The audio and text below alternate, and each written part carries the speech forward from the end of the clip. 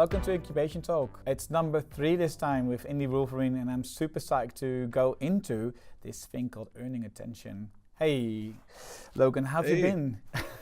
It's been good. It's been a while, but I'm excited to be back. I'm excited to dive into media outreach and talk about how to earn attention and earn coverage for your game. We decided to sort of split this session into 2. Right? So The first part will focus on media and press, reaching out to them and see how they can actually find your audience. And the second part will be content managers and influencers. Yeah, essentially. So the approach when trying to earn coverage from press and then trying to earn coverage from content creators and influencers, it's slightly different. So that's why I think it'll be best to split these parts into 2. Yeah, so let's start. In the former videos, we talked about doing competitive analysis, doing target market research, but now you found your audience, right? So what's going on now?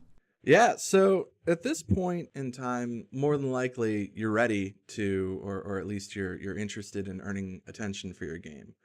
Attention for your game, it can come at really any state of the production cycle of your game, because along the development of your game, you're going to have moments that are, worthy of attention from gaming media. It's where it's worth your time and effort to reach out to press and let them know that your game exists and people should stay tuned and be interested in it. When you say any moment in time, like any moment in your game development, so how do you know this is sort of interesting to you? What is news value for people then? If any of the listeners or viewers have checked out the GDC Vault, they've probably seen or heard of the term news beats. And this is something that in video game PR, it's essentially your ammunition. And that's another great way to explain it that picked up from a GDC Vault video by Thomas Ressinger on Everyone Can Do PR. It's an excellent video, and we'll leave a link to that in the description of this video, so it's worth checking that out. Essentially, you have so much ammunition, and depending on the values of your game, and I'll touch on that briefly, the values of your game, let's say you're a bunch of veterans that left Epic Games, and then you started your own independent studio. That's news value. Well, your value. Yeah. I'm sorry? That's news value there. Yeah, so it's adding to the value or the perceived value of your studio, which in return adds value to your game. Speaking on the game announcement, the initial announcement of your game, if you're a student and let's say you're a solo developer, you're making your game by yourself, you're a solo creator. If you haven't had prior experience in AAA video games or you're not a veteran in the industry, then you announcing your game from yourself, there's not a lot of value there. So the value's got to come somewhere else. And that value can come from, a game trailer, which is often coupled with your announcement or your screenshots, but some way there has to be value there, and that's your ammunition essentially. But with news beats, you only have a certain amount of ammunition throughout the production cycle of your game. And these are called your news beats. Normally you have a certain set of guaranteed news beats. These are guaranteed moments along the development cycle of your game that are newsworthy, essentially. And these are usually your game announcement. That's one guaranteed one. Your first screenshots, your first gameplay video or trailer, rather. If you're going to have like an alpha or a beta, whether it be private, public, only available to the media, your release date announcement, your release day, those are all your guaranteed. There's a slide in the video, in the presentation, that shows you those guaranteed news beats. So if you forget them while watching this video, don't worry, they're in a presentation slide deck in the video that'll be linked in the description below. But those are your guaranteed news beats. So these guaranteed news beats in your game, they are really tied to the development process of your game, right? But I can imagine there are other hooks and other news value there that you can bring to the market, right? Exactly. So that's something that we have a lot of experience with at Wolverine is that, we try to fill in the gaps. You do have those guaranteed news beats, but in between those moments where you're reaching out to press, you might have some dead air, and you definitely don't want that, especially when you get closer to launching your game. This is where you can fabricate or create rather your own news beats. And these are your own newsworthy moments along the nearing the end or, wherever along the development cycle of your game. We traditionally do this closer to launch because we want to capitalize. We want to do it somewhere between before the release date announcement or right after the release date announcement and the actual release day. And this is where we'll try to fit in what's called guerrilla marketing. High risk, high reward. Traditionally, we like to do it with the risk, if it's going to be high, that it's not a financial risk. Can you give me an example of a guerrilla tactic that actually worked and has a high risk and but low budget? Sure. So an oldie but a goodie. It's a game called Burnout 2. I don't know if you've heard of it before, but it's an action racing game about crashing cars, going really fast and crashing cars. And the publisher behind Burnout 2, leading up to the release of the game, they knew that this guerrilla marketing campaign was actually illegal, and they wouldn't have to actually go forth with what they said they were going to. But they did it anyway because they knew it would earn headlines, and it actually did earn a lot of headlines. And the campaign went as, if you were to speed on the day of the release of Burnout 2, then they would cover the cost of the tickets or ticket that you received if you send it off to the publisher. In terms of law and law enforcement, you're not allowed to do exactly. This, right? Yeah, so it didn't go through, but they knew that. So they knew that they weren't actually going to have to pay anyone's ticket. They said it, but again, it's high risk, high reward. They knew that, we're not going to cover anybody's ticket for speeding. That's stupid. Plus, it's illegal. But by the time that it came down to, this was prior to the release date, or the release day, rather, of Burnout 2, it had already earned attention. It had already earned headlines. So that was a very high risk, high reward one. But it actually worked out. And they earned a ton of attention and headlines for that campaign. And they didn't have to pay for anyone's tickets. So basically, by announcing that they were going to do it, but not even doing it, they already made some headlines. Exactly. Yeah. And the cool thing about that campaign, and really all of the successful guerrilla marketing campaigns, is that they do somehow find their way to match the theme of the game. So again, going back to Burnout 2, it's all about going really fast, crashing cars and destruction. But again, one of those key points is going really fast. They took the core of the game, brought it to the real world, made an announcement that they would actually celebrate people performing like they did in the game in real life, and then actually not doing it. But wow. Yeah, I mean, nowadays that type of announcement probably wouldn't go as well. Nope. But again, this was back in the PlayStation 2 era. So why do you think it's important to do it prior or just after launch? The idea is that when you earn attention from press, you want to capitalize on it. It's your moment to shine, but especially nowadays when there's so many games that are coming out so frequently. I mean, even if you earn headlines from very large publications, it's not for very long. I mean, you're there for one day, and then literally the next day, or within a few hours, you're already buried. I mean, you need to make sure that you earn that attention and that it leads to something. So doing a guerrilla marketing campaign or some high risk, high reward campaign is really worth it only around the time of the launch of your game, because you want to earn as much attention as possible. And obviously not all of the coverage that you earn is going to convert into sales, but hopefully you earn enough mass coverage that results in enough sales. But again, it's high risk, high reward, but it's always low budget. So it's not that big of a deal. It just takes a lot of time to, think creatively and come up with the campaign and the strategy behind it.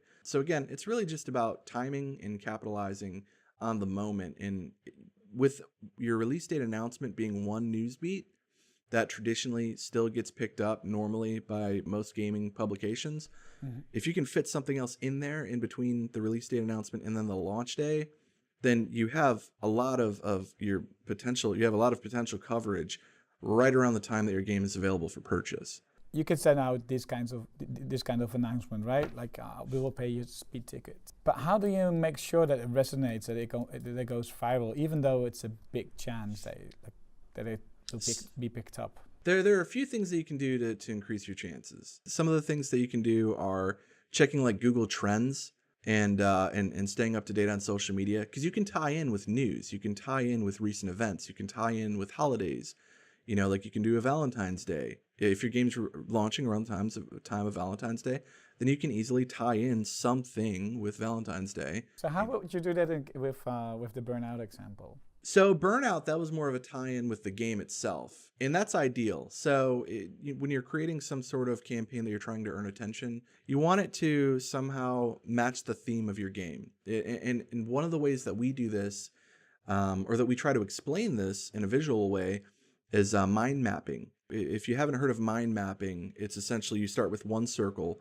In that circle, you put in the game's title. the name of your game. Then you branch out. You spider web out, and then you have additional circles. And within those circles, those the words, the single words that are in those circles rather, are words that are associated with your game. So you might branch out from your game title to genre, to platform, to specific features, and then from those features you branch out further. The cool thing about mind mapping is that the more that you branch out, it doesn't really matter if you go from your game to Dove Soap. If somehow you branched all the way out to Dove Soap, you can still work your way back through the mind map to your game. So it helps you stay on theme while being really creative. And that's a good exercise to do if you're having like a creative block. If you're having a lot of trouble coming up with ideas, mind mapping is a great visual exercise to help you. So how do you increase the chance that your announcement is going viral and that it sticks? We talked about connecting to trends, connecting to events. What else can you do to make an announcement stick and become more than just one announcement? So another thing to do that we recommend is if you have a few major publications that you think your game could do really well on, that you would love to see your game covered on, is to just check those publications out on you don't have to do it like daily, but just make sure that you stay up to date with what kind of content they publish. Another cool thing that you can do is for example, if you want to earn coverage from Eurogamer, go to Eurogamer and look for games that are within the scope of your game. Don't look at games that are big budget games that already have tons of players, because those are that's a much easier sell to Eurogamer or any other larger gaming publication. They're writing articles that they want to draw attention to. So a game like Fortnite, virtually anything they write, they're going to have a massive potential audience of readers to come check out the article. But for your indie game, depending on the scope of it and the following that you have, if you have any, there has to be some sort of hook. There's got to be something that's interesting for them to cover, because they're potentially covering your game for the first time and exposing your game to their audience. So if your game doesn't look amazing, or if you don't have some sort of value proposition with your game, like if the trailer doesn't look great and you're trying to get really creative and outside of the box, which is a great next step, then you need to have something that's very interesting, and you have to put yourself in the shoes of a writer and think of what appeals to our mass audience, what appeals to our very large audience, and we'll get them to read the article even though they've possibly never heard of this game before. So that's another good way to think about it when you're trying to think of what's worth earning attention. Well, let's talk a little bit longer about the hook that you're trying to find. Like you already did the branching to see if there's a connection to whatever brand or a trend there might be, but then you need to come up with a strong hook. A strong angle to tell the story, right? So basically, a hook is the main subject of your message. Sure. So this is actually pretty good because we also have a link to this resource as well. Mike Rose of No More Robots, the publisher No More Robots, he's actually broken this down into two keywords, or two terms rather: the hook and the kicker. This is how he breaks down what's valuable, or what are the valuable elements of a game, and really how to craft that pitch. And the way that he does it is, again, is the hook and the kicker. And the kicker is essentially something about your game that is really cool, something maybe that when a lot of people play it, they bring it up, like, oh, this is a really cool part of your game, but it's not necessarily enough to make your game stand out, or it's not enough to really use that as your pitch alone. His example with Descenders is it's a procedurally generated worlds, or not necessarily worlds, but the maps are procedurally generated. Procedurally generated parts of a game, it's not new. It's not something that's groundbreaking. It's not something that's necessarily unique. It's cool to Descenders. That's very cool that it has that, but that's not very unique. So you can't use that as your pitch. Nope. Or if you do, it's very weak. This is where the hook comes in. And this is where you attach the hook to the kicker. The kicker is the end part, but you use the hook as the first part because that's what's worth the attention. That's what makes your game truly unique and stand out. And then when you couple that with the kicker, you have a valuable pitch now that's worthy of earning attention. So again, going back to Descenders, the way that they pitch it is it's an extreme downhill mountain biking game that uses procedural maps. That's essentially their pitch, or their short value proposition of what's valuable about that particular game. Just an easy way to think about it is the kicker is something that's cool about your game, that's awesome. And if you go to trade shows, or you have testers, or your family, friends, whoever, if they play your game and you start to notice a lot of people bringing this up, that, oh, this is really cool, that, you know, like the maps change every time I play. That's awesome. That's the kicker. That's cool because, you know, but if it's not necessarily unique to your game or it doesn't help you stand out, then that would be your kicker. The hook is something that's truly unique about your game and is something that isn't necessarily done every day. That's how you better pitch your game and discuss your game. But then what's not necessarily done every day with the example that you just gave? Because a downhill biking game with procedural maps doesn't sound really, really weird to me. It's just the way that he expresses how the true values of that game. So like you said, there are games that are similar to it. If they truly don't have something that is unique, that stands alone, then you want to zone in on what makes your game fun and what makes your game kind of unique. What's then the unique part of Descenders? So the unique part of Descenders is when you couple those two things together. Again, being a action downhill free riding mountain biking game. That part is kind of unique. Like, I don't know many games that are downhill extreme mountain biking games. Then you couple that with a game that has procedurally generated maps. I don't have one that comes to mind personally. Even if there is a game that's kind of similar that you can, when you make that statement that it could be similar to another game, if there's not a ton that come to mind, then it's still valuable because you're coupling that along with other marketing material like your gameplay footage or your screenshots. So you're really doubling down. The whole process is just meant to help you better express what makes your game valuable, what makes your game exciting and entertaining. And so those words are going to be coupled with, again, marketing material that you're going to share. But all you're doing is you're trying to tell, you know, whoever you're speaking to, and in this presentation, we're talking about gaming press. We're trying to express to them, here's what makes our game as unique as it can be from a development standpoint, and then you're just doubling down on the true value of that game. We talked about the hook and the kicker. We talked about the timing is everything, but particularly it's great when you start just before and after launch in order to capitalize on your investment. Is there a situation in which you, as Indie Wolverine, did it really, really well? There are many that we've done pretty well. But before I dive into that, I briefly want to say that the guerrilla marketing tactics near the end or closer to your launch, that's something to do, you know, because again, it's high risk, high reward, low budget, and it's something that can potentially earn extra attention. But ideally, this whole process of earning media attention and earning coverage, there has to be an end goal. So when you're announcing your game, so essentially that would be your first news beat. When you're announcing your game, there has to be an end goal, and usually that end goal is it's got to be something like signing up for a newsletter or joining a community. But there's got to be something there, because the development of your game, it's not going to be like a 2-month development cycle. You know, it just doesn't happen. So what you want to do is make sure that no matter how far out from the release your game is, when you're first announcing your game and then all the way through the development cycle, you've got to have an end goal for every time that you try to approach the media and earn attention. Because again, going back to what we spoke about when we started this conversation, you don't have much time in the spotlight. Again, it can be a matter of like an hour or less. So you want to make sure that when you make an announcement, you have some sort of call to action at the end of the announcement. And it can be follow us on social media or sign up for our newsletter. But I would highly recommend always build your community. And we'll have a whole talk on that down the road. But, you know, you always want to be building a community because, you know, these are going to be people that are going to be ready to buy your game on day one. And if you start building your community on day one, when you first announce your game, and then every announcement afterwards, you plug your community, whether it be Discord or Reddit, whatever it is, if you plug it and you give people that find that article, that find that trailer, if you give them a next place to go, a next step, you know, it's not going to be everyone that takes that next step, but the people that do take that next step are going to be much more invested or much more willing to buy your game when it's ready on day one. And that's the ideal way to handle the entire process.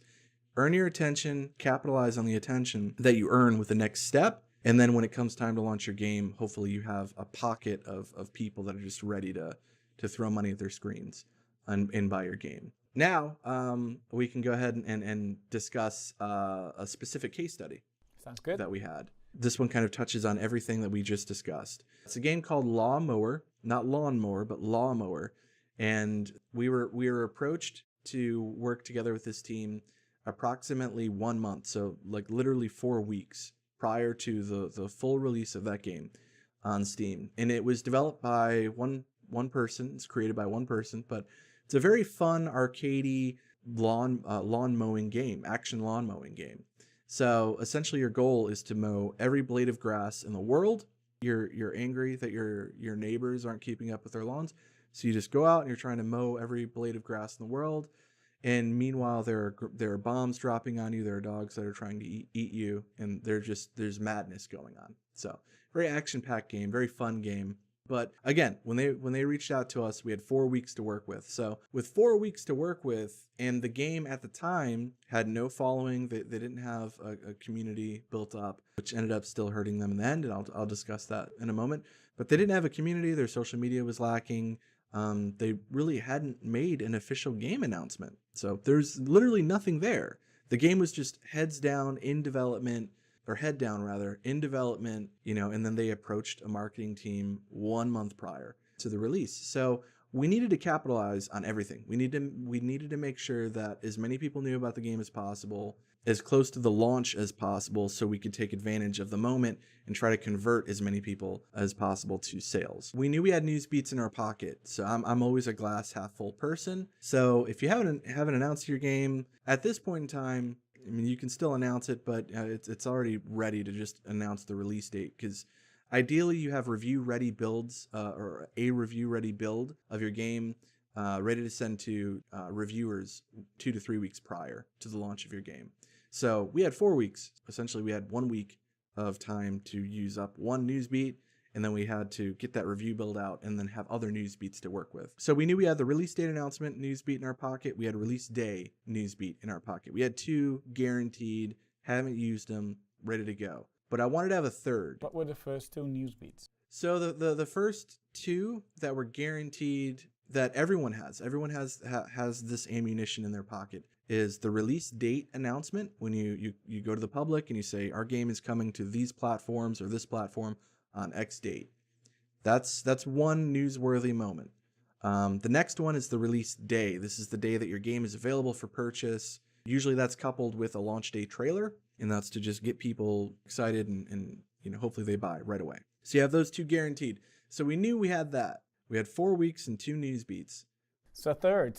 What's the third? So the third, we had to get creative. But again, going back to what we discussed earlier, kind of using those mind mapping techniques and trying to stay on theme with the game, but also have something that can have a mass appeal, something that's worthy of earning attention, but attention not just with gaming publications, but larger publications. You want as much attention as possible. And especially for this game, because again, it's a solo developer. He's not from a AAA studio. It's his first game ever. Just not a lot there. So if we can't convince the press that this game is awesome based off of the marketing material that we send over to them, the game trailer, the screenshots, and the information that we send them, if that alone doesn't work, then this game's dead on arrival. So I needed a third, and the third ended up being a social media campaign that we came up with called Lawnmower Day. It's hashtag Lawnmower Day on Twitter. So what I came up with was, if you go out, because in the game, the goal is to mow every blade of grass in the world. And you play as an angry member of the community. That everyone knows that person. If you live in a tight community, you've got that one neighbor that's always like cutting their grass every day, always keeping up with their lawn, and they're judging you every moment. And they're very angry. And that's who you play as. The idea was to, create this campaign around that. That's the core elements of the game, essentially.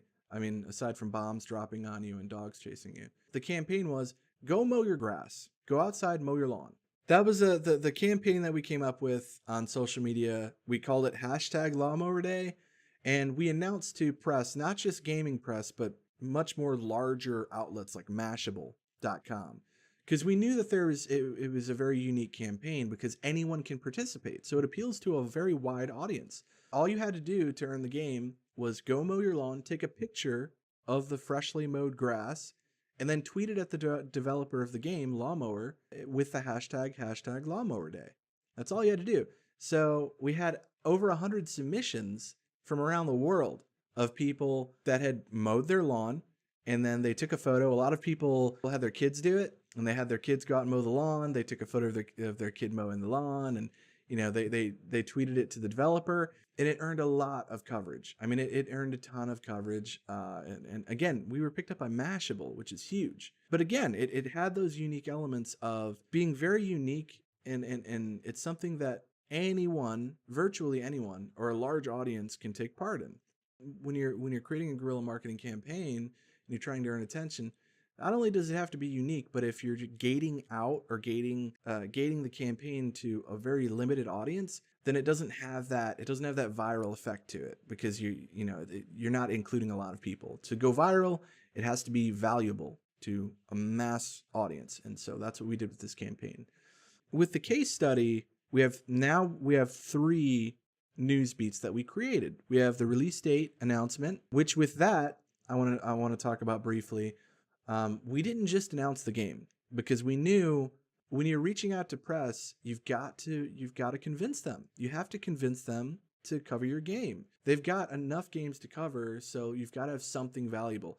We coupled, along with the release date announcement, we had a trailer. We had and this is a quick tip. When you're launching your game, you can take your launch trailer, cut it down to like 30 seconds. Use that as your release date announcement trailer, and then the full version of that trailer, use that as your launch day trailer. So if you're working on a launch day trailer, if you don't have anything for your release date announcement, just cut your launch day trailer down heavily and then slap a date on the final end of it. So we had a release date announcement trailer. We had the press release. We had screenshots, and then we also released a demo. We added ammunition to that announcement. So with all of that ammunition, now it's valuable. Now it's something that a PC gamer can write up an article for. They can embed the trailer. They can copy paste some of the info that's in the press release, and then they can include the screenshots. And then at the end of the trailer, they can say, oh, by the way, there's a demo available right now. You can go download the demo here and play the game. Then the second announcement was the guerrilla marketing campaign, the Saturday prior to the release of the game. The third news beat was the release day. That's where we launched the longer trailer. We had 3 news beats within 4 weeks. It earned attention from sites including Mashable, PC Gamer, Hardcore Gamer, Rock Paper Shotgun, and many others. What did it do for sales? That's what I wanted. I also wanted to talk about that too. So for sales, it didn't do very well. This is something that you need to keep in mind if you're an indie out there and you're thinking about partnering with a marketing team, don't partner with them 4 weeks out. Earning headlines are cool, but that's the awareness phase. That's the top of the sales funnel. Community building, especially now, is more important than ever. You have to have a goal at every step of the way. You have to have a goal. And again, my suggestion is that goal is build a community. That's your backbone. That's your guaranteed sales, or that's as close to a guarantee with sales as you're going to get. And you need to build that the entire time. You can't just announce your game and get, let's say you get covered by IGN. That's cool. Neat. You got picked up by IGN. That's awesome. But what happened with that? And if you don't have another step, when you're reaching out to that editor at IGN and you give them their story, that's cool for them. You just helped IGN. You got attention to their site, but you didn't capitalize on the moment because you didn't have an extra step. You didn't have a call to action to give them. If you tell like an IGN or anyone that you reach out to in the press, along with your press release, if you tell them, by the way, our community is hosted here. And an even better way is if you have some sort of incentive, and that can be exclusive beta access to your game. So if you say, by the way, we have a beta of our game, or when we're going to have an exclusive beta version of our game available only to people that join our Discord. And IGN or anyone that you send that to that will cover your game, they'll mention that because it's a valuable statement. That's a valuable sentence to include in their article. That, by the way, readers, if you want, if you're interested in this game, join their community and you'll get beta access. That's newsworthy information. And it also helps you. So again, this case study, it's a good one in terms of earning attention, earning awareness.